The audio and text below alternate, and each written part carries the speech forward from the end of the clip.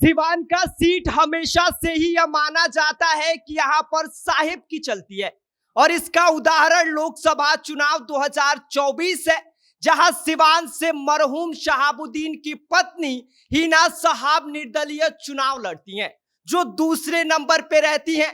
तो वहीं पर जो राजद कभी सिवान को अपना गढ़ बताता था, वह तीसरे नंबर पे रहता है।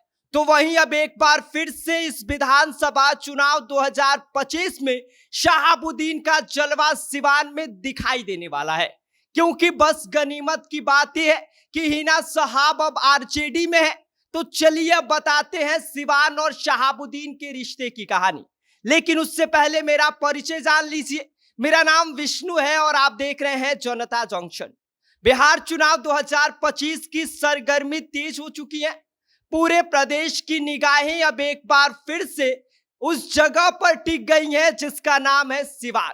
और यह वही सिवान है जो शहाबुद्दीन का गढ़ रहा है, क्योंकि सिवान का नाम लेते ही बस एक ही चेहरा सामने आता है और वो है शहाबुद्दीन का। भले ही वो अब इस दुनिया में नहीं रहे, लेकिन उनका असर, उनकी पकड़ और उनकी छवि अभी भी सिवान के लोगों के दिलों में छपी हुई है। और इसका ताजा और सबसे बड़ा उदाहरण है लोकसभा चुनाव 2024, जब उनकी पत्नी हिना साहब निर्दलीय चुनाव लड़ती हैं और 3 लाख से ज्यादा वोट के साथ दूसरे स्थान पर रहती हैं। और इस दौरान सबसे खास और सबसे दिलचस्प नजारा तो ये रहा, जो राजद कभी सिवान को अपना अभेद्य गढ़ मानती थी, वह तीसरे पायदान पर जाकर सिमट जाती है। और यही वो तस्वीर है जिसने एक बार फिर से यह साबित कर दिया कि सिवान में अभी भी साहेब की पकड़ का कोई तोड़ नहीं है। राजद और शहाबुद्दीन का रिश्ता पुराना है। शहाबुद्दीन ने 1996 से लेकर 2009 तक लगातार 4 बार लोकसभा का चुनाव जीतकर अपनी ताकत साबित कर चुके हैं। इसके बाद 2009 से राजनीतिक समीकरण बदल गए, जिसकी वजह से ओम प्रकाश यादव और फिर जदयू की कविता सिंह का सिवान में जीत हासिल हुआ। लेकिन शहाबुद्दीन का नाम और उनकी विरासत कभी मिट नहीं सकी। और 2021 में शहाबुद्दीन के जाने के बाद सबको ऐसा लग रहा था कि शायद उनका दबदबा, उनकी पकड़ बस सिर्फ इतिहास बनकर रह जाएगी।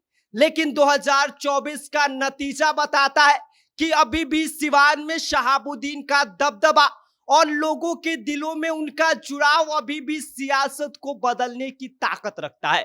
हिना साहब और उनका बेटा उसामा दोनों ही चुनावी मैदान में उतरे और उसका लहर 2024 के लोकसभा चुनाव में देखने को मिला।